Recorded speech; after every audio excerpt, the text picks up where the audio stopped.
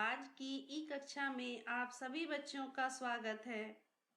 आज हम कक्षा 7 की हिंदी पाठ्य पुस्तक भाषा मंजरी का पाठ 6 शीर्षक जीवन रक्षक वृक्ष पढ़ेंगे। जीवन रक्षक वृक्ष एक निबंध है जिसे JCERT द्वारा शामिल किया गया है। बच्चों, एक ओर हम आधुनिकता की होड़ में अपने पर्यावरण की अनदेखी कर रहे हैं। अपनी छोटी मोटी जरूरतों को पूरा करने के लिए हम अपने आसपास के पेड़ पौधों की अंधाधुंध कटाई कर रहे हैं, जिससे हमारी प्रकृति ने हमें जो जीवन रक्षक पेड़ दिए हैं वह धीरे धीरे खत्म होते जा रहे हैं। तो दूसरी ओर बाजार की महंगी दवाओं पर हमारी कमाई का अधिकांश हिस्सा खर्च होता जा रहा है, जिसे हम बचाकर अपनी आर्थिक स्थिति को भी सुधार सकते हैं। इस पाठ के माध्यम से हम जानेंगे कि हमारे आसपास के जो वृक्ष हैं, जो पेड़ पौधे हैं, वह हमारे लिए कितने उपयोगी हैं और हमें इनकी रक्षा करनी चाहिए। हमें इन्हें काटना नहीं चाहिए, साथ ही हमें पेड़ पौधों को लगाना भी चाहिए। तो मैं इस पाठ का वाचन करती हूँ, आप ध्यान से सुनिए और समझिए। वर्ग में शिक्षक कह रहे थे, जहाँ समस्याएं होती हैं वहीं आसपास उन समस्याओं का समाधान भी होता है। रमेश बहुत ध्यान से उनकी बातों को सुन रहा था। उसके मन में यह बात घर कर गई। छुट्टी के बाद भी वह सोच रहा था, बीमारियां अपने आप में समस्याएं होती हैं। क्या ऐसा भी हो सकता है कि जहां जो बीमारियां अधिक होती हों, उसी परिवेश में कहीं न कहीं उनकी दवाइयां भी हों?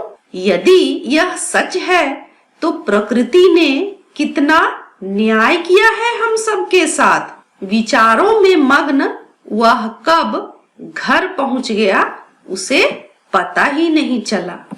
घर पहुंचकर रमेश ने अपना बस्ता यथास्थान रखा, यूनिफॉर्म बदला और माँ को पुकारा, माँ मैं आ गया हूँ और कुछ नाश्ता वास्ता दो, जोरों की भूख लगी है। माँ ने कहा, हाँ हाँ आती हूँ बेटे, आज नाश्ते के लिए मैंने कुछ बनाया तो नहीं, पर पेड़ से आम तोड़ लाई हूँ, बहुत मीठे हैं, लो। यह कहते हुए उसने रमेश को आम खाने को दिए।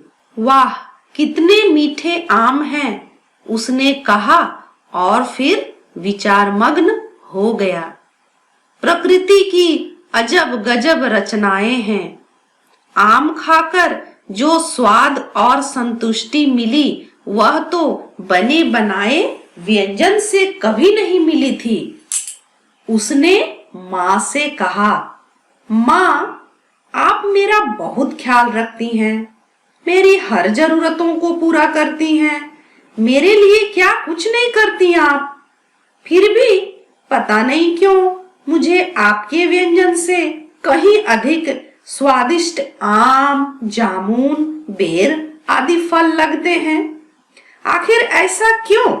माँ ने कहा, हाँ बेटे यह सच है। ऐसा इसलिए क्योंकि प्रकृति ने इन्हें बनाया है और वह हम सबकी माँ है। और हाँ, प्रकृति प्रदत्त ये खाद्य पदार्थ स्वादिष्ट तो होते ही हैं, साथ ही ये हमारी जीवन शक्ति को भी बढ़ाते हैं। जिस प्रकार मैं तुम्हारे लिए सुख सुविधाएं जुटाने में व्यस्त रहती हूँ, ठीक उसी प्रकार प्रकृति देवी हम सब के लिए इन पेड़ पौधों को जुटाती है। मानव इनके विभिन्न अंगों यथा जड़, तना, छाल, पत्ते, फूल, फल और बीजों का प्रयोग अपने विभिन्न आवश्यकताओं को पूरा करने में करता है। रमेश ने चहकते हुए कहा, हाँ माँ, हमने भी पढ़ा है कि ये पेड़ पौधे हमें भोजन, शुद्ध हवा, छाया तथा फल देते हैं। माँ ने कहा, हाँ बेटा, ये तो है ही। मुझे ठीक से नहीं पता, पर इतना जानती हूँ कि इन पेड़ों के बारे में बहुत सी बातें प्रचलित हैं। इनमें से कुछ पेड़ों के जड़, छाल, पत्ते, फूल, फल या बीजों का प्रयोग कई बीमारियों की दवा के रूप में किया जा सकता है। पहले लोग बखूबी इसे जानते थे और प्रयोग भी करते थे। उस समय चिकित्सा की यही पद्धति अधिक प्रचलित थी, जिसे आयुर्वेदिक चिकित्सा पद्धति के नाम से जाना जाता था। आज भी विभिन्न विश्वविद्यालयों में इसकी पढ़ाई होती है। यदि इनके बारे में वास्तविक जानकारी हो तो हमें दवा के लिए परेशान नहीं होना पड़ेगा। रमेश ने उत्साहित होते हुए पूछा, माँ, यह भी तो हो सकता है कि लोगों को इनके सभी गुणों की जानकारी न होने के कारण ही वे अपने छोटी मोटी आवश्यकताओं को पूरा करने के लिए इन जीवन रक्षक पेड़ों को काट देते हों। हाँ, संभव है, माँ ने कहा। तब तो हमें चाहिए कि इनके बारे में हम खुद भी जानें और दूसरों को भी बताएं, ताकि इनकी कटाई न हो और लोग छोटी मोटी बीमारियों के इलाज के लिए भटकने से बचें। रमेश बोला, हाँ हाँ, माँ ने कहा, बेटे, मैं तो चाहती हूँ कि तुम आयुर्वेद की पक्की शिक्षा लो और लोगों का कल्याण करो, जिसमें ये पेड़ पौधे तुम्हारे सहयोगी हों। मैं तो अभी भी कुछ बातें जानना चाहता हूँ, पर मुझे बताएगा कौन? रमेश ने पूछा। माँ ने कहा, मेरे प्यारे, जहाँ चाह वहाँ राह। तुम अपने कृष्णकांत अंकल से इसके बारे में जान सकते हो। उन्होंने इस विषय में पढ़ाई भी की है। हाँ माँ, तुमने सही कहा। मैं उनसे इधर उधर की बातें न करके अब रोज इन पेड़ों के औषधीय गुणों के बारे में बातचीत करूंगा। शाम को अंकल के घर पहुंचते ही रमेश उनके पास गया।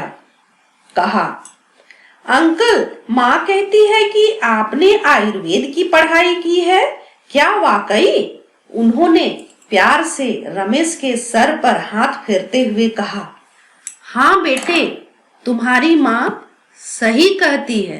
मैंने विश्वविद्यालय से आयुर्वेद की शिक्षा पाई है। रमेश ने चहकते हुए पूछा, अंकल, तब तो आप पेड़ पौधों के बारे में विशेष बातें बता सकते हैं। अच्छा अंकल, हमारे गुरुजी कह रहे थे कि समस्याएं जहाँ हो वहीं आसपास उनका समाधान भी होता है। दूसरी तरफ माँ कहती है कि बीमारियों की अधिकतर दवाइयाँ पेड़ पौधों के विभिन्न अंगों से बनती हैं। मैं सोच रहा हूँ, क्या हमारे यहाँ होने वाली बीमारियों का इलाज हमारे आसपास के पेड़ पौधों से संभव है? अंकल इत्मीनान से कुर्सी पर बैठते हुए बोले, हाँ बेटे, तुम एकदम सही कह रहे हो।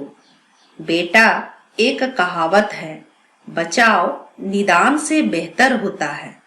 मतलब यह हुआ, दवा द्वारा बीमारी ठीक करने से कहीं ज्यादा अच्छा है बीमार नहीं होना। और बीमार नहीं होना बहुत हद तक आहार व्यवहार पर निर्भर करता है। जानते हो, इन पेड़ पौधों में से कुछ हमारी रोग निरोधक क्षमता को बढ़ाकर हमें बीमार होने से बचाने की क्षमता रखते हैं, जबकि कुछ बीमारी को ठीक करने की।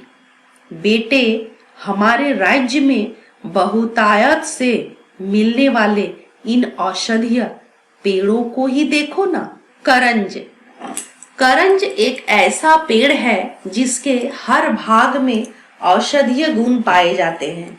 गांव में सुबह की शुरुआत करंज के दातुन से होती है, जिसका संबंध दांतों की मजबूती एवं मुंह की स्वच्छता से है। करंज का पत्ता त्वचा को निरोग रखता है। करंज के पत्ते को पानी में उबालकर स्नान करने से खुजली से छुटकारा मिलती है। यही कारण है कि यहाँ करंज का साबुन भी बनता है। करंज के फूल से मिलने वाला शहद उत्कृष्ट श्रेणी का होता है। इसके फूल से बने खाद खेती के लिए उपयोगी होते हैं। करंज की पत्ती और लकड़ी का धुआं मच्छरों को दूर भगाता है। मच्छरों से बचने के लिए करंज के बीज का तेल शरीर पर लगाया जाता है। सहजन, मुनगा। आयुर्वेद में सहजन का बहुत गुणगान किया गया है। सहजन का फूल पेट और कफ जनित रोगों में तथा इसकी फली वात और उदरशूल में लाभकारी है।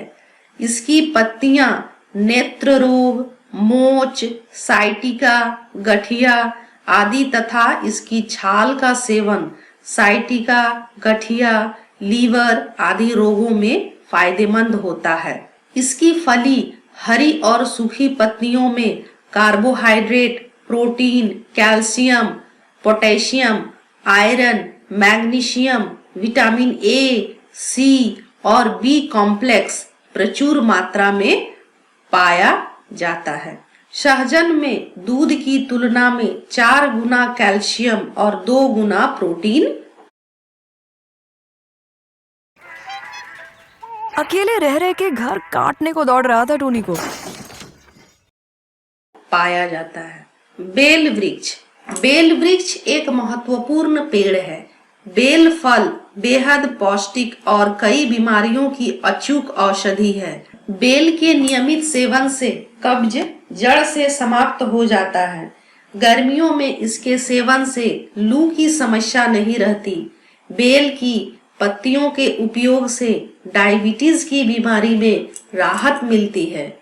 रक्ताल्पता में पके हुए सूखे बेल की गिरी के चूर्ण का उपयोग होता है। गर्म दूध में मिश्री के साथ 1 चम्मच पाउडर प्रतिदिन लेने से शरीर में नए रक्त का निर्माण होता है।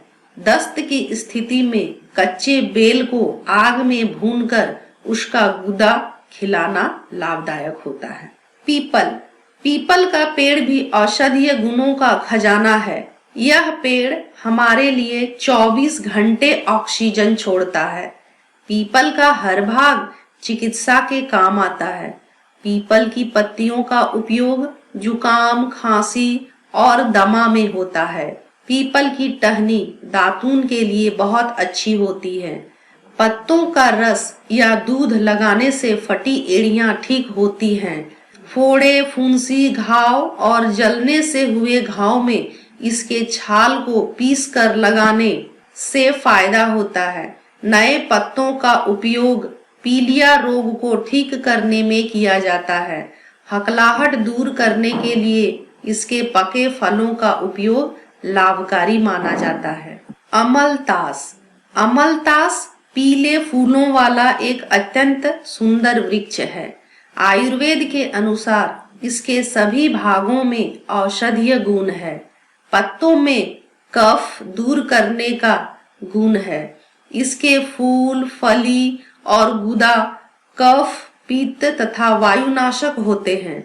अमलतास के पंचांग पत्ता, पुष्प, छाल, जड़, तना का उपयोग चर्म रोगों में किया जाता है। मुंह के छालों और कफ के कारण गले में होने वाले टॉन्सिल्स में भी इसका उपयोग होता है। इसे झारखंड में कहीं बंदर लोरी के नाम से भी जाना जाता है।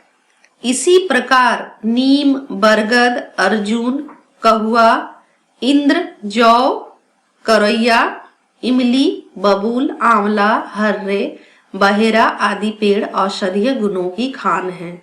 शिक्षक द्वारा कक्षा में कही गई बातों को रमेश अब पूरी तरह समझ चुका था।